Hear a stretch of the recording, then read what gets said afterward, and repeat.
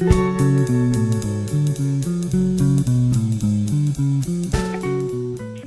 you ever had one of those days as a speaker or trainer where everything worked? You were just on, in a zone. You were feeling great physically, your brain was firing in all cylinders, and the story that you told was flawless. You couldn't have told it any better. And then a week later, in another room with another audience, you weren't feeling so great. Maybe you were tired or jet lagged or you didn't get a good night's sleep. But in any case, you were a little off. And that story that you told so flawlessly a week before was a mess. You were all over the place. You got confused. You went out of sequence. You forgot stuff. And this wonderful story flopped. I know how it feels. I've been there and done that too. Welcome to the Storytelling That Sticks for Business and Life 20-minute podcast. I'm your host and story coach, Doug Stevenson. In this episode, which is a little bit longer than 20 minutes, I'm joined by Bill Raymond, a masterful storyteller, corporate speaker, trainer, and executive coach. Bill is going to share his journey from good to great storytelling. For Bill, the shift occurred when he became more intentional about his stories, about taking the art and science of storytelling more seriously, because it's all about storytelling that sticks. And my goal with this podcast is to help you be the one person in the room that stands out, that's memorable for all the right reasons, because you told a story that made a difference, made a positive impression, and moved the needle. Now, if you feel that you learned something valuable today, please click on the follow or subscribe button. All right, let's go. So I am Bill Raymond. I am a business coach and master trainer with Nexstar Network. Nexstar Network is a business development and training organization for plumbing, heating, cooling, and electrical contractors around the United States and Canada. So you spent a lot of time at the front of the room, having to deliver content, having to be engaging. Yes, absolutely. 23 years to be precise. And obviously you've evolved over the years, but what's interesting about in terms of storytelling that sticks, or what sticks, what's memorable, you and I met quite a long time ago when I did a workshop, a public workshop in New York City. Tell me about that. So I've actually been to 3 of your workshops, Doug. So the first one actually was in Florida. I think it was in like the early 2000s. So you absolutely captivated me. I'm a fan of telling stories, and your methodology captivated me. And that's when afterwards I went for some bonus time with you in New York City and did a workshop there. It was probably 3 or 4 years later. What sticks in your memory from that first time that you saw me? What sticks in your memory from other people that you see that you bring forward? Because you are a catalyst for having brought me into this workshop that we did last July in Wisconsin on Stouts Island for your company. And because of something that happened early on in Florida, in New York City, whatever, you remembered me for all that time and then recommended to your boss, hey, let's bring him in for our retreat 15 years later. So what I'm curious about, what the listeners are curious about, well, what sticks, what's memorable, why take action and bring me in after all that time? Well, I have always been a fan of telling stories and hearing stories. And I remember back in 1998, I remember it specifically, I saw a trainer facilitate a segment of content, and at the end of it, told one of the most captivating stories that I have ever seen. So much so that I said, I want to do what you do. It was like unbelievable to me. You remember who that person was? That was Matt Smith from the Friedman Group. Okay. And he told this wonderful story, and I was like, wow, it was very theatrical and it was very captivating. And then I was fortunate enough to be in your workshop. And then what really hit me then was that there's a format to be able to create this story. There's a 9-step process that you can use. So there was a template to create the story. And most importantly to me was the phrase that pays. It's like, how do you end this story? How do you embed the message of the story into your listener's mind. So that's really what pulled me in, is the 9 steps and the phrase that pays. So you became very, very interested in storytelling. You saw somebody who could do it well, but what I'm hearing from you is, well, that inspired you to want to do it, but he didn't give you instructions. He just was amazing. It's easy to say, well, look, there's 9 parts to this. There's a phrase that pays, which is embedded in there. In addition to that, there was some brain-based learning and some theatrics that went with it. So the brain-based learning piece for me was emotion is the fast track to the brain. So it's when you can create a picture and you can pull emotion from your participant, your message is much more likely to be embedded that way. So certainly emotion, and then the theatrics of it is that really getting out there with the theater piece of this for the reason of pulling in your participant and making them part of the scene. So, those are other things that also jump at me. Well, that's the only way the entire purpose of a presentation, a training, a keynote, a story is to get people to do something, to take action, to change their behavior, to change the way they think or process or react. But let's go back to Florida. What do you remember about my presentation? Now, you remember the methodology, but what about the scenes that I created, the theatricality that I created, the way that I was able to tell a story and then break it down? Do you remember anything about that process? Anything about the story? Well, I certainly remember the story, and you might have shared both of your signature stories there, which is Look for the Limo and Hide the Pill in the Peanut Butter. And what I noticed, I'll go with Look for the Limo, was that it was just flawless. It was just absolutely flawless in the way that it began, in the way that you set the scene, in the way you came across the obstacle. I mean, I felt myself getting tense while you were telling the story. And so it was tone of voice, it was theatrics, it was the layout of the story. And then at the end, it was like an exclamation point, and I almost fell off my chair. It was like, what? That is the most perfect story I've ever heard. So it really captivated me in its nature. And I was coming from a place, candidly, where I was telling stories that I had never written down before. I was known as a good storyteller. I could paint a picture, and I was just winging it. And it just sort of inspired me to really take it to another level. Well, that really springboards me off into the next level of this, because what I sense from you is, that you're a naturally good storyteller. That you're good at the front of the room, and you can get by without a whole lot of preparation with a story, just having an idea for a story and getting up and telling it. And as far as that audience is concerned, that was great. He's really good. Who's the only person who knows when you have a bad story or a good story? Yeah, it's me for sure. So, I mean, at that point in my career, I was just looking for a reaction from the crowd. I wasn't necessarily thinking about what's the point, what do I want them to leave with here? Am I inspiring them to take action? It was more about, sure, it had a message to it, but it was more about an audience reaction. So having had that experience with me, both in Florida and in New York City, studying with me, learning from me, learning my methodology, seeing me tell stories the way I did, which I am honored to hear that inspired you to want to be better, to up your game. Now, having gone through that, how have you processed this and changed your behavior and approach to storytelling and presentation as a whole, but storytelling specifically, since that time? Because you've been in front of thousands of audience since that time. True. So I'll start with my methodology. So it's very much intentional. I'm following the nine parts of the process. I am focusing on a really good phrase that pays.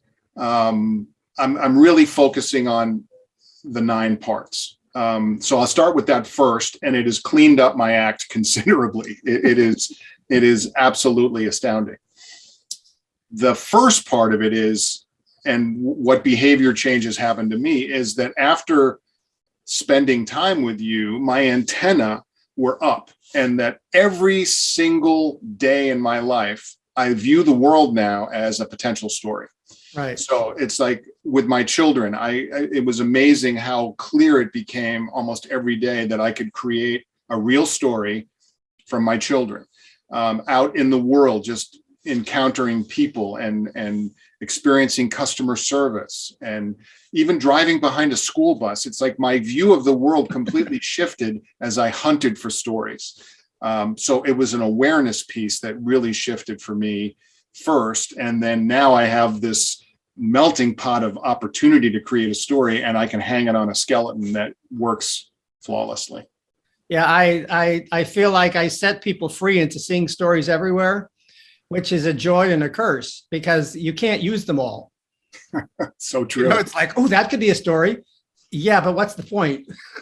What would I do with it? Does it fit into my training? Does it fit into my keynote? Does it have anything to do with the subject that I teach? So it's nice to see them. But what I'm hearing from you is when you see one, then you decide, this is one I can use.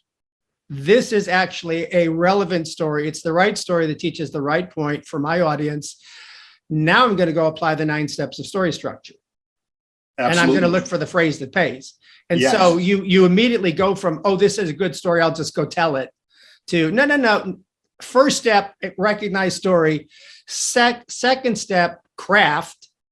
9 steps, phrase that pays. Third step, present the story. 100% true. So, and to be fair, I have a Word document that I keep, and if I see something, I write it down on my Word document, and I come back to it and I look at it and I say, this one's going to be a great story. I can build this one out. And then I look at it, some other ones and say, nope, there's nowhere for me to go with this one. Maybe later, but in my awareness right now, there's nothing. So there are some little bullet points on my Word document that have nothing under them. And then there's a whole bunch that have stories written under them. So, so capturing the thought first and then returning to it and building it out and see how I can apply it. So now let's move it forward. This is storytelling in business. You're in front of an audience telling stories. Describe for us your audience. Who are the people that are sitting in that room? What kind of an audience are they like? Because who you speak to has a lot to do with what kind of stories you tell. So most of the time, I am in front of managers and owners of businesses. Earlier in my career, I was in front of service technicians, teaching customer or facilitating customer service. And you bring up a really good point, Doug, because knowing your audience is so important. I remember telling a story to a group of technicians that was really better suited for managers and owners, and it just missed. It did not create the intended result. It wasn't a fit. Yeah. Know your audience is a good phrase that pays. And there's a story that goes with that. But anyway, so now it's business owners and high-level managers primarily that I am working with. I'm facilitating management classes. I'm facilitating training mastery. So teaching people how to facilitate essentially. And from a profitability standpoint, it's so important, particularly at the management level, when you invest in your people with training. If the management team is not equipped to be able to support that training after they come back, you're pretty much throwing your money away. So you'll see that spike in performance after somebody comes back, and without the support afterwards, they typically return close to or at the level that they first entered the training over time. Yeah, they return to status quo. They don't implement. Yes, exactly. So inspiring managers to be able to support training afterwards is a big piece of what I work with. And then the other is helping trainers be better facilitators. So how do they carry forward when they get back home and inspire people on a continual basis? And I've shared this with you, but a piece of the training mastery class that I do is on telling stories. So it's that impactful. Well, nowadays, everybody gets it. When I started teaching storytelling in business 25 years ago, it was a little bit of a hard sell because it wasn't a trend yet. It was seen as this like fluffy little, well, that's kind of cute, but that's not really what we're here to do. We got serious content. We have to deliver serious content. It's like, well, how do you create the context for the serious content? It's with a story. Now, you don't have to convince people that story is important. They just need to learn how. They want to tell stories because they see you tell the story and they go, oh, I want to do that. I want to do that. Now, here's an interesting circular construction around this. You go out and it is your job to teach them to be more effective, more efficient, and more profitable. So if you can get them to be more efficient and profitable, that brings business back to Nexstar and to you, which makes your organization and your business more profitable. Do you feel that your stories cause them to feel like, oh, we need to get Bill in to talk to another group of people, which leads to another training, which leads to more revenue for you and your organization? Do the stories generate revenue? Are they products? The stories themselves are more tied to a typically an inspirational message for them to take action in a certain direction. I've been very fortunate to be able to captivate people to the point where they say, will you come to our company and do a private training there? Or will you coach our trainers? Or will you help us? So although it's not necessarily a product, the product really is me. So as a business coach, part of my compensation is variable comp based on people's willingness and trust to have me come into their business and work with their people directly. They hire you, but how can they separate you from the stories and the content? It's your personality, it's your present, it's your stories, it's the whole package that you bring into a room that is a product. Because I've often said, I'm the product, but I also get hired to tell my look for the limo story. They literally will say, we want you to come and work with this group, but you got to tell that airport story is just go. You got to tell that. And after a while, I started to hear that and realize they're buying that story. It's 100% true. So I've had a similar experience, Doug. It's I have a signature story, and the phrase that pays for mine is hit the freaking driver. And I've had people come up to me and say, will you come and tell the hit the freaking driver story? I'm like, okay, yeah, sure. I would absolutely love to do that. Can you tell us that story? I certainly can. You've told it hundreds of times. I'm sure you can tell it. Let's hear it. So it's, I'm at a Nexstar event. This is a few years ago. And prior to the event, there was a fundraiser, a golf fundraiser for our sister foundation called Explore the Trades, which raises money to attract young people to the trades. And it's located in San Diego, and it is a typical San Diego day. It is just beautiful, blue sky. You could hear the wind kind of rustling through the palm trees. The golf course was perfectly manicured, green, the sand traps, perfect. They're white and they were raked. It's a perfect day. So prior to the outing, we're having lunch in the clubhouse. I'm with my friends. We are laughing. We're telling war stories. We're breaking each other's chops a little bit. It truly is a perfect day. So we get notified that now it's time to head to our golf carts and get ready to start this fundraising golf tournament. And I'm heading up to the tee, and I'm playing with 3 other of my friends, one of which is my friend Kenny. And if I could describe Kenny as a dog, he would be a bulldog. He's kind of short in stature, very intense guy. So most people, when they play golf, when they tee off, they use a driver. And the driver is arguably the most difficult club to hit in your bag. It has the longest shaft. It has the shortest face. If you hit it perfectly, the ball will go far. If you just miss, the ball can go almost anywhere, definitely not where you want it to go.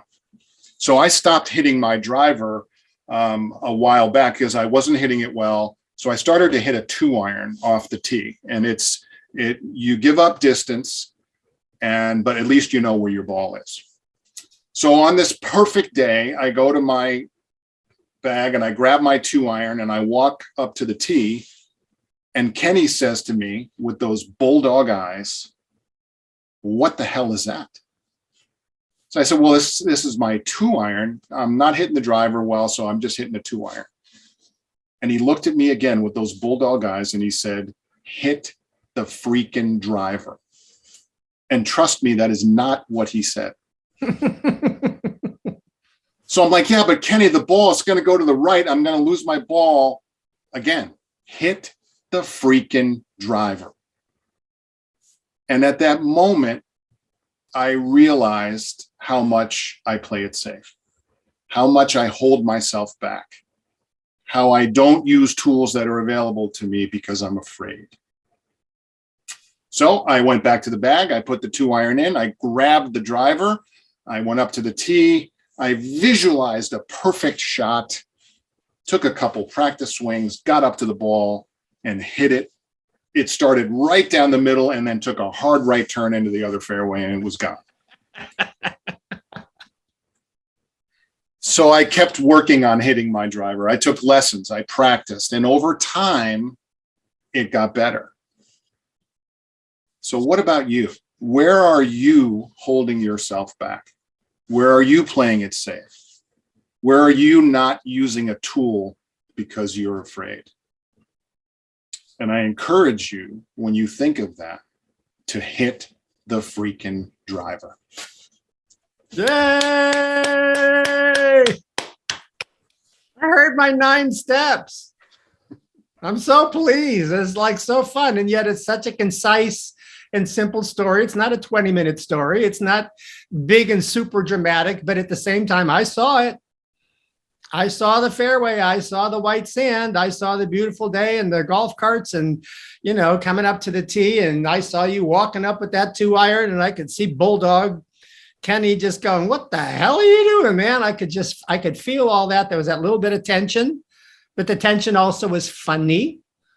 So I got the drama and the comedy all at the same time. It was lovely. That was very, very well done. And it's so illustrative of, it's not hard to apply the 9 steps and come out with something really effective and simple and a metaphorical point. Hit the freaking driver. And the thing that you did today that I really encourage people to pay more attention to is step 8. How about you? And I think that's a step that most people forget quite often. And that's the critical step in the 9 steps, is the how about you? Do you ever find yourself playing it safe? Because that's where you transfer it to me. And that's where I have to answer the question, I don't use the tools that I've got available to me either. At least it plants that seed of doubt in me and makes me question myself, which is how you drive behavioral change. So good. That was just lovely. And people probably, like you said, they want you because you're the guy. They see you and they go, "Boy, this guy's solid. This guy's good up there. He inspires us." But they also want that. They want that lesson. Yep, absolutely. Do they mention to you that in their organization, there are tools that they provide for their employees that they don't use? So they actually use that metaphor, that they see that? So I have had people say to me, "We've incorporated hit the freaking driver into our culture," or they'll say, "I have, you told that story a number of years ago. I remember the hit the freaking driver story." So it's been memorized. Am I right? Yes, absolutely. I mean, I've told that story dozens and dozens of times. Oh, way more than that, I'm sure. Yeah. So it's embedded in me for sure. And I will say, not that you're asking, that when I first started telling that story, I neglected to resolve the story, meaning that I went back to the bag and I got my driver and I hit it and it sliced off into the other fairway. And the way that I learned that hard lesson was that after class, people came up to me and said, well, what happened? Right. You know, did you hit the driver? Where did the ball go? I'm like, oh, I can't believe it. I forgot to resolve the story. I've had that happen quite a bit too. And it's the same. I always say, if you forget to resolve the story, they will tell you that you forgot to resolve the story, because they're going to say, whatever happened? How did it work out? Did you ever get back on the green and hit the driver and it went down the middle of the fairway? And it's like all of these steps in the sequence help the audience effortlessly follow the story to conclusion and learn the lesson. And if we drop out any part of the story, we know. And it doesn't work as well. What I preach in this, it's about what sticks. And if what you do at the front of the room doesn't stick, then you're not effective for the audience. You didn't accomplish your goal of having them learn something that they can use. And you also didn't perpetuate your own career. You didn't get anywhere, because the whole point of telling a story or being at the front of the room is that you and your message are memorable. If you and your message aren't memorable, nothing happens, nothing sells, nothing moves forward. So as we wrap this up, I'd like you to just take a moment to think about what is the message that you would say to the listeners on this podcast about storytelling that sticks for business and life, about what sticks. What have you learned over the years about storytelling and how it impacts your business and your personal business? Well, I think for me, it is the notion of creating a scene and a movie in your participants or your audience mind. So we've all have those favorite movies and the favorite scene from our favorite movie. And that's essentially what is happening here, is that you're creating a mini movie for your audience in such a way as to get them to do something, whether it's to hire you, whether it's to buy your product, whether it's to change their own behavior, to do things that are uncomfortable. So for me, the art and science of this methodology is creating that movie and having a template that's available to you, to craft that intentionally to make it happen. The word that I grabbed from that is intentional. It's really intentional. It's really strategic. It's like, yes, I have this idea for a story, and if I just tell it, it might work.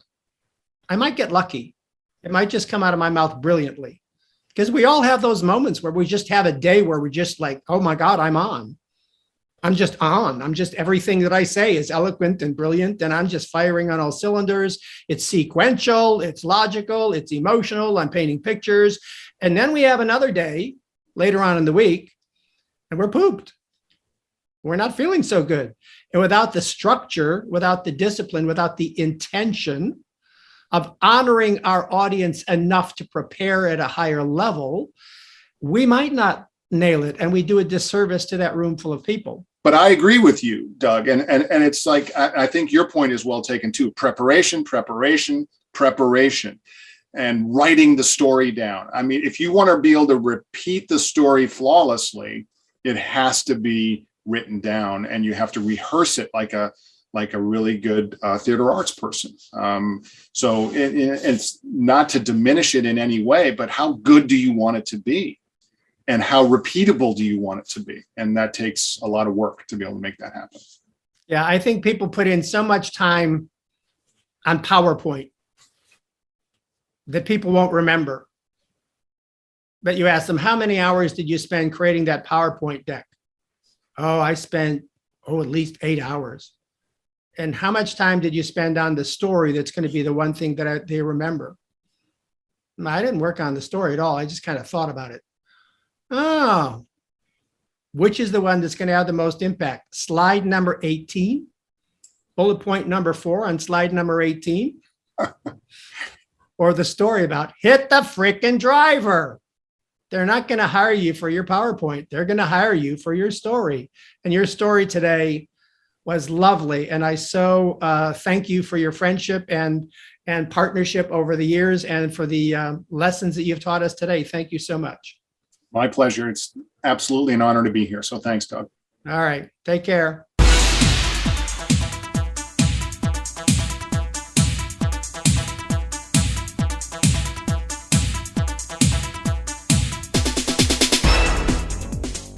Wow, I really love the lesson that Bill shared with us today. Hit the freaking driver. What a great phrase that pays. In his story, he makes a great point about using the tools available to you to be more effective at whatever it is that you do. Now, two of the tools that I've given you are the 9 steps of story structure and the phrase that pays. And if you need a refresher on these two tools, I go into great detail about the 9 steps of story structure in episode 3. And in episode 5, you'll learn how to make the point of your story stick with a phrase that pays. So you might want to go back and do a little refresher. Episode 3, 9 steps. Episode 5, phrase that pays. All right, well, that's it for this episode. Once again, if you feel that you learned something valuable today, there are 2 things I'd like you to do. First, click on the follow or subscribe button. And second, share this podcast with 3 people. Help me spread the word about storytelling that sticks. And as always, I'd love to hear from you with any questions or comments. Let me know that you're out there listening and learning. And if you want help with your stories, speeches, or TED Talks, please get in touch with me. Send me an email at doug@dougstevenson.com. Hey, thanks for listening. Until the next episode, I'm Doug Stevenson.